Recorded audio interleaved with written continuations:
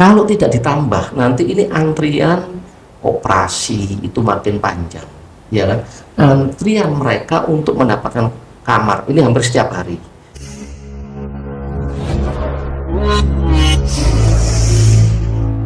Assalamualaikum warahmatullahi wabarakatuh. Dulur Judes Trenggalek Kertajaya. Gak subscribe ta. Dulur, kali ini kita kembali lagi di podcast Judes bersama saya Trisna, dan sekarang saya juga ada tamu yang istimewa lagi, yaitu adalah Ketua Komisi C DPRD Kota Surabaya, Pak Baktiono. Gimana Pak? Sehat? Sehat walafiat. Alhamdulillah. Nah, kali ini kita akan mengobrol santai tapi bernilai sesuai dengan tagline-nya Podcast Judes Indonesia. Nah, Bapak, di Komisi C ini jenengan ini bertugas untuk ngapain, Bapak? Pertama, Pak. Dari Komisi C di DPRD Kota Surabaya itu sudah ada keputusan DPRD dan juga ada perdanya, yaitu di bidang pembangunan. Di bidang pembangunan ini meliputi counterpartnya, yaitu Dinas Perhubungan, Dinas Cipta Karya atau sekarang namanya DPRKPP. Berikutnya dulu Dinas PU, sekarang Dinas Sumber Daya Air dan Bina Marga. Ada Bapeda dan Litbang, Badan Badan Perencanaan Kota dan juga penelitian dan pengembangan. Terus juga ada administrasi pembangunan. Jadi tidak banyak counterpartnya, tetapi pekerjaannya itu cukup banyak di situ. Tapi kebanyakan kan terkait dengan masalah pembangunan ya, Pak Bak. Nah, kalau bicara masalah pembangunan ini, Pak Bak, di Surabaya ini fokus pembangunannya sebetulnya ke arah mana sih, Pak Bak? Untuk saat ini. Kalau di Surabaya itu jelas, ya, ada rencana pembangunan jangka panjang, jangka menengah, dan juga sesuai dengan visi misi wali kota juga, dan juga sesuai dengan garis perjuangan di DPRD Kota Surabaya. Yang pertama, kesehatan menjadi utama, pendidikan itu anggarannya walaupun ada pandemi tidak pernah direfocusing, berarti dia itu adalah yang diutamakan. Berikutnya yaitu pembangunan infrastruktur. Ini cukup penting karena di Surabaya ini jalannya itu ratusan ribu kilometer, seperti panjangnya pipa PDAM, dan itu juga menjadi tuntutan warga agar bisa dibangun semua. Di dalamnya bukan jalan saja, tapi ada yang namanya gorong-gorong, saluran, atau sekarang kerennya box culvert. Oke. Nah, berbicara masalah pembangunan ini, Pak. Ini kan katanya Kota Surabaya juga mau membangun rumah sakit ya di daerah timur ini, Pak. Itu bagaimana sekarang progresnya, Pak? Ya, memang itu menjadi saran kami juga. Surabaya harus menambah 2 rumah sakit lagi, bukan 1 di timur, tapi ada di utara. Karena rumah sakit pemerintah Kota Surabaya saat ini baru 2, yaitu Rumah Sakit Bakti Dharma Husada, bisa disingkat BDH, yang ada di Benowo, dan Rumah Sakit Dr. Muhammad Suwanji yang ada di Jalan Tambak Rejo. Dan rumah sakit ini selalu overload. Overload kenapa? Ya karena kebijakan-kebijakan pemerintahan dari Pak Erik, Bu Risma, dan Pak Bambang Deha waktu itu. Mereka kan semua kader-kader PDI Perjuangan yang kita usung tunggal, komitmennya jelas, yaitu berobat gratis, pendidikan gratis. Kalau ngomong rumah sakit, ini gratis, lebih mudah lagi. Lah karena gratis, pelayanan bagus, fasilitas bagus, masyarakat banyak berobat di situ.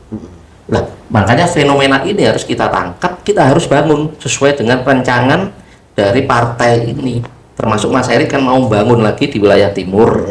Ini juga bagus, nanti juga harus bangun di wilayah utara. Makanya kami sarankan minimal itu ada 300 bed kamar. Kalau bisa lebih banyak. Seharusnya pemerintah provinsi juga bisa, tapi rumah sakit umum pemerintah provinsi itu kan peninggalan zaman company, seperti rumah sakit Dr. Stomo zaman company, rumah sakit paru-paru Karangtembok, terus zaman Orde Baru ada rumah sakit jiwa, juga ada rumah sakit apa itu kulit, kelamin dan mata. Nah, rumah sakitnya pemerintah kota itu sudah tipenya tipe B. Sudah bagus ya. Tapi tidak cukup gitu loh untuk melayani warga se-Surabaya. Kita lihat overloadnya di Rumah Sakit Bakti Dharma Husada, Rumah Sakit Dr. Muhammad Suwandi juga demikian, dan bahkan Rumah Sakit Dr. Stomo itu juga antriannya cukup panjang. Nah, itu akhirnya menjadi hal yang penting ini untuk membangun di daerah timur dan utara itu. Nah, itu sekarang sudah tak apa-apa kan katanya 2023 ini mulai progres ya Pak? Ya, jadi waktu itu tahun 2021 harusnya start ya. Tapi selama 2 tahun kita kan menangani pandemi. Jadi seluruh anggaran untuk pembangunan itu direfocusing, dialihkan semua untuk penanggulangan pandemi COVID. Sehingga sama sekali kita tidak membangun apapun. Cuma hanya perawatan jalan, saluran, bangunan, cuma itu saja. Perencanaan besar waktu itu tertunda karena adanya pandemi itu. Di samping itu, di waktu COVID itu juga pendapatan asli daerah, baik di APBN juga itu berkurang banyak. Dan semua direfocusing, tidak diberikan ke pemerintah kota. Ada beberapa dana alokasi khusus, tapi juga diperuntukkan untuk menanggulangi pandemi itu. Nah, saat ini kita mulai lagi untuk start kembali. Ya memang kita terlambat itu karena ya refocusing anggaran. Karena itu tadi ada pandemi juga ya Pak. Nah, terus terkait masalah kan ini kan juga apa namanya, rumah sakit ini kan menjadi hal yang penting. Itu lainnya katanya juga cukup rumit untuk tukar guling atau apa ganti rugi dengan warga itu. Enggak? Kita punya aset di sana. Makanya kita masih punya aset di wilayah timur. Di daerah utara itu juga kita punya aset. Jadi aset tanah itulah nanti yang untuk bisa membangun. Oh gitu. Jadi kita sudah punya aset, tinggal nanti bagaimana keuangannya ini. Karena ini juga menyedot anggaran cukup besar. Bukan bangunan rumah sakit saja yang kita bangun, tapi kita juga menyediakan alat-alat kedokteran, alat-alat medis. Ini juga tidak murah karena kita standarnya ini sudah standar nasional, bahkan kita pasang standar internasional. Jadi cita-cita kami di DPRD Kota Surabaya jangan sampai kalah pelayanan rumah sakit pemerintah Kota Surabaya dengan rumah sakit swasta. Dan sudah kita buktikan seluruh ruangan, mulai ruangan tunggu sampai seluruh ruangan itu sudah kita pasang alat pendingin atau AC. Ya tujuannya memang supaya rumah sakit ini tertutup, tidak juga masuk virus-virus lain, isolasi, dan juga warga merasa nyaman di situ. Kalau misalnya yang kita layani memang banyak mayoritas warga yang tidak mampu atau kaum marhen, itu harus kita istimewakan juga. Jangan mereka di rumah itu sudah sempit, pengap, panas, sakit, masih panas tambah lama sembuhnya. Makanya kita layani sebaik mungkin agar juga cepat sembuh. Nah, terus Pak Baktiono ini kan juga anggota dewan yang sudah ke-5 kali periode ini Pak ya. Ini kan sudah pengalamannya kan sudah banyak sekali otomatis. Nah, langkah apa sih yang didorong dari DPRD Kota Surabaya ini untuk penambahan rumah sakit misalnya? Ya, kita mendorong agar segera diwujudkan karena sudah ada rancangan itu. Maka otomatis nanti juga harus menyisihkan anggaran-anggaran untuk membangun, untuk belanja, baik pengadaan yang ada. Paling tidak saat ini diwujudkan pembangunannya dulu, bangunannya lebih dahulu. Jadi tahap itu. Setelah itu baru nanti kalau sudah hampir finish, baru alat-alat kesehatan yang masuk. Baru rekrutmen nanti tenaga-tenaga medis yang bisa untuk melayani warga di sana. Kalau tidak ditambah, nanti ini antrian operasi itu makin panjang, ya kan? Antrian mereka untuk mendapatkan kamar ini hampir setiap hari. Kami juga koordinasi dengan rumah sakit karena memang benar-benar kamarnya ini penuh. Maka mau tidak mau kita harus menyediakan. Yang berikutnya, pemerintah kota harus segera secara intensif untuk menyampaikan program-program visi misi wali kota dengan rumah sakit swasta.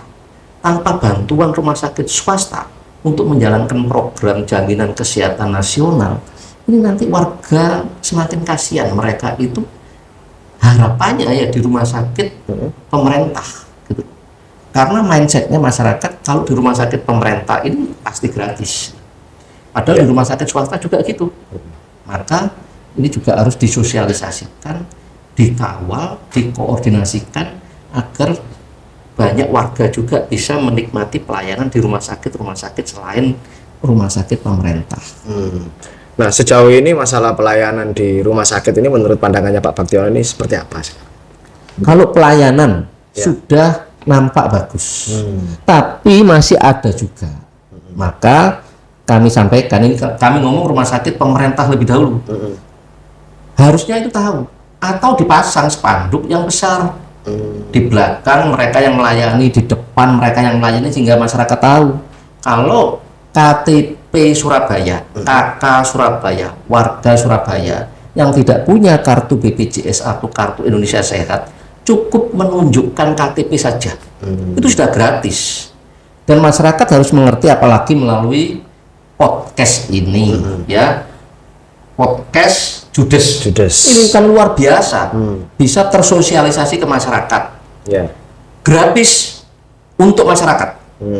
Rumah sakitnya tidak gratis karena dibayar pemerintah, baik pemerintah pusat melalui program jaminan kesehatan nasional, ada BPJS atau kartu Indonesia Sehat, melalui program pemerintah kota namanya BPJS PBI, penerima bantuan iuran.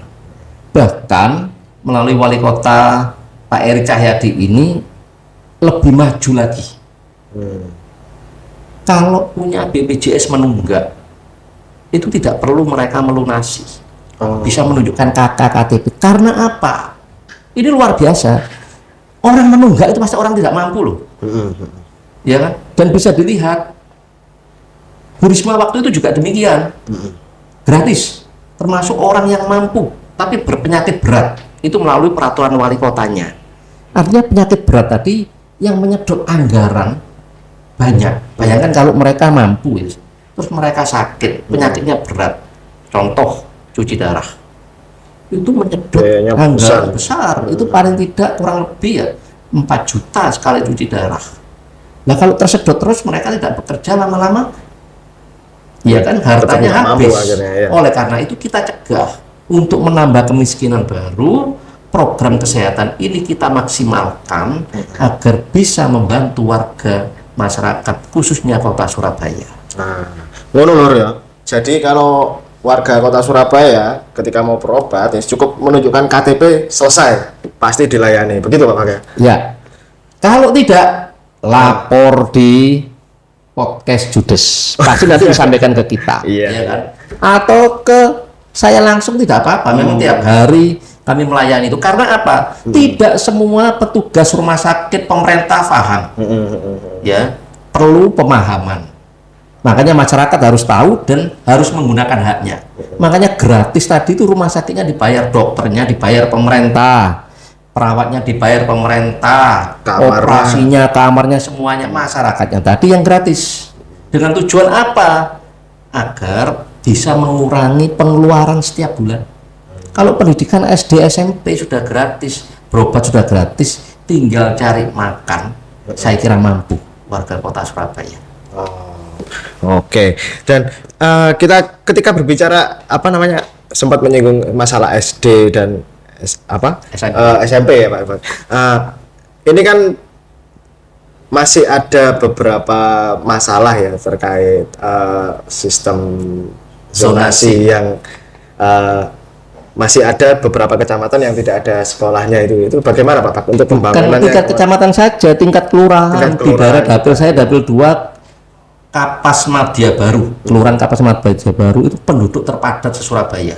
Itu kalau dibuka di Google Map, itu semua tidak ada ruang terbuka hijau. Pemukiman Aset semua. pemerintah tidak ada, saking padatnya.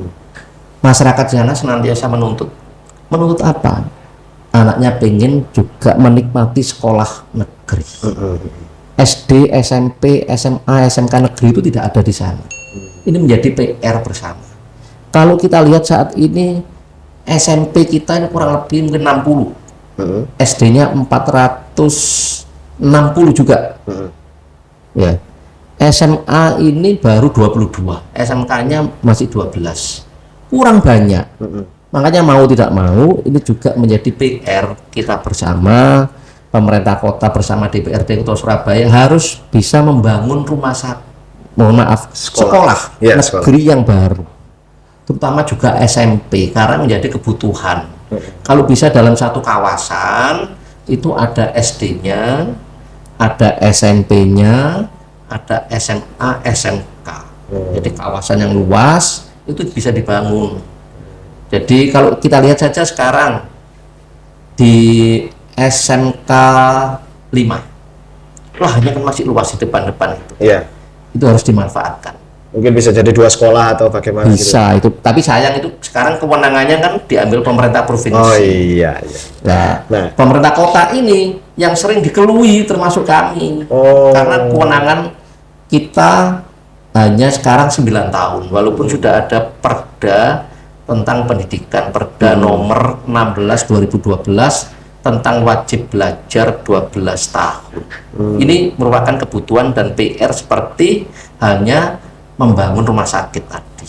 Nah, terus akhirnya karena kebutuhan tentang akan sekolah ini kan masih kurang ini di Surabaya, Pak.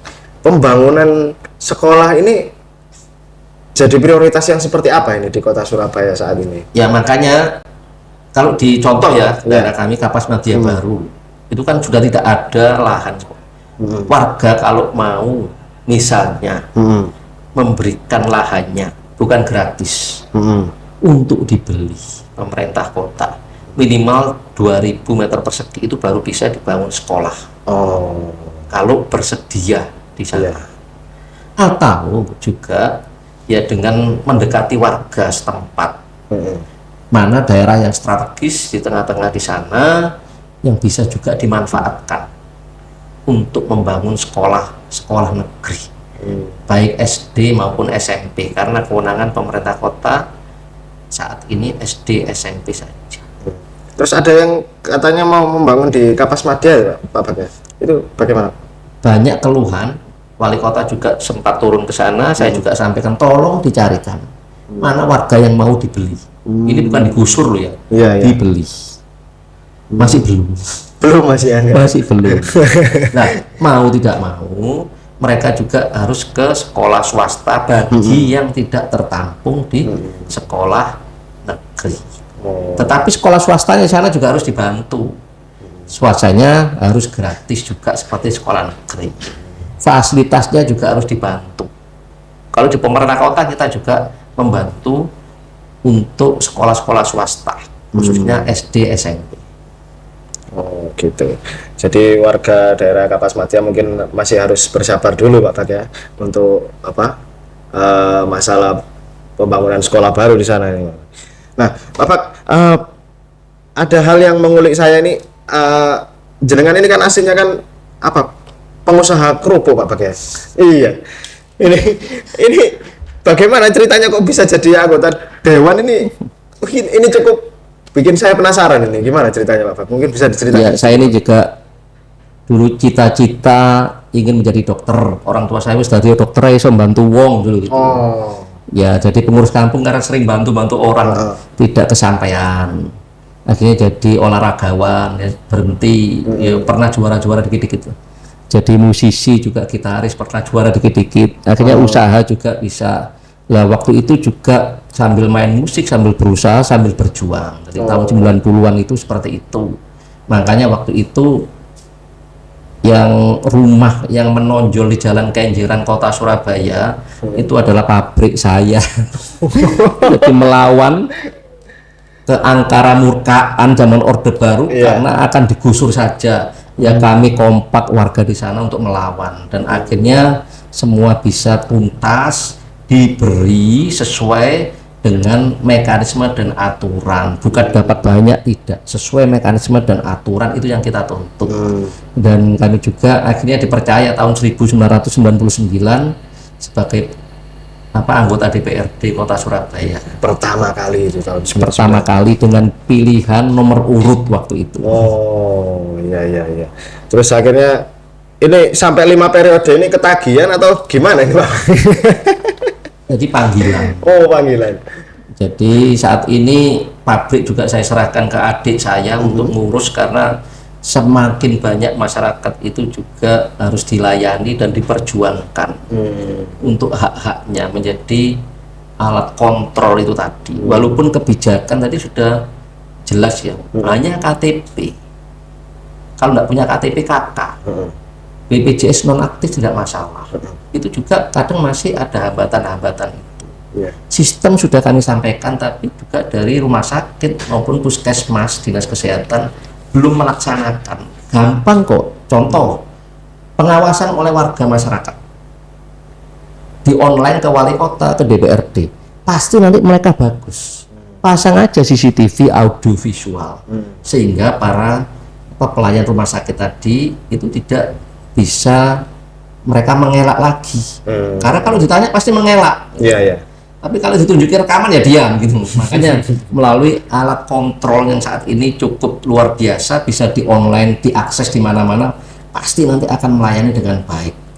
Itu tanpa diawasi oleh pimpinan, cukup dengan gadget kita, cukup dengan handphone kita, itu bisa melihat sistem pelayanan. Saya kira dengan itu sistem pelayanan ini, dengan sistem yang kita sampaikan itu pasti akan bagus, tidak ada keluhan lagi. Sehingga apa? Wali kota, wakilnya, DPRD ini juga memimpikan memberikan sesuatu yang terbaik lagi bagi masyarakat, tidak lagi direcoki masalah ditolak lah, ini tidak aktif, tidak ada itu lagi. Oh iya. Dan Pak Baktiono ini kan juga katanya ini mau apa benar apa enggak, ini saya tanyakan langsung ini. Rumahnya ini selalu terbuka 24 jam ya katanya. Ya, untuk menerima aspirasi masyarakat terbuka. Keluhan. Tapi sekarang saya kunci. Oh. Karena apa? Handphone sudah 3 hilang. Karena dulu bisa masuk, minum, ngambil sendiri. Waktu itu cerita yang terakhir, handphone anak saya ini baru. iPhone kan bisa dilacak.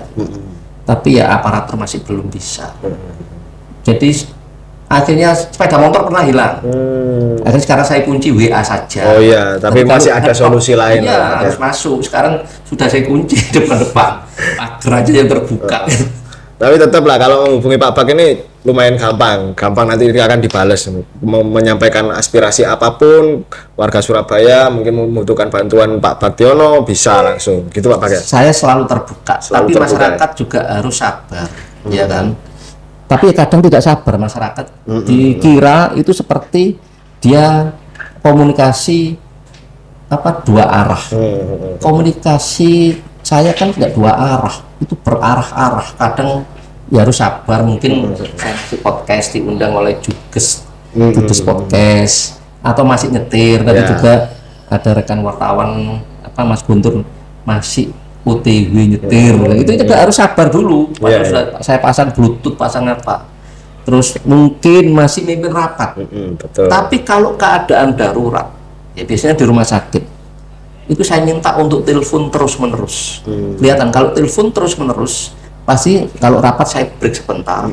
Kalau misalnya sedang menyetir, saya berhenti sebentar, saya pasti angkat. Berarti ini darurat. Karena apa? Ini sekarang sudah janji ke masyarakat, kalau keadaan darurat ya, sakit, telepon saya terus menerus. Misalnya 10 kali tidak bisa ya 11 kali.